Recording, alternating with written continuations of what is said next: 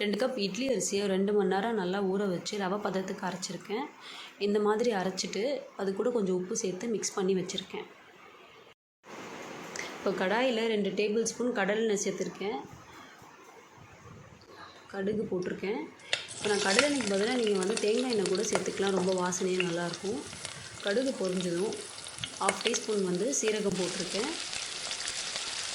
2 table spoon உளுத்தம்பருப்பு, 2 table spoon கடலைப்பருப்பு எல்லாத்தையும் நல்லா போட்டு வதக்கிக்கலாம். இது நல்லா பொரிஞ்சதும் நல்லா கிளறிட்டே இருங்க. கடலைப்பருப்பு உளுத்தம்பருப்பு இப்போ நல்லா பொரிஞ்சிருச்சு. இது கூட இஞ்சி ஆட் பண்ணியிருக்கேன். பொடியை கட் பண்ணி வச்சுட்டு 2 வெங்காயத்தையும் நான் சேர்த்துருக்கேன். பச்சை மிளகாய் கொஞ்சம் ஆட் பண்ணியிருக்கேன். இப்போ இது எல்லாத்தையும் நல்லா போட்டு நம்ம வதக்கிக்கலாம். நம்ம ஆல்ரெடி வந்து மாவுலேயும் உப்பு சேர்த்துட்டோம். ஸோ அதனால் இதில் கொஞ்சமாக உப்பு சேர்த்துருக்கேன். பெருங்காயம் சேர்த்துருக்கேன்.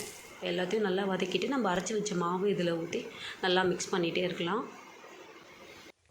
நல்லா மிக்ஸ் பண்ணிகிட்டே இருங்க. மாவு வந்து பாத்திரத்தில் ஒட்டாமல் உருண்டை பிடிக்கிற பதத்துக்கு வர வரைக்கும் நல்லா மிக்ஸ் பண்ணிகிட்டே இருங்க. உருண்டை பிடிக்கிற பதத்துக்கு வந்துடுச்சு.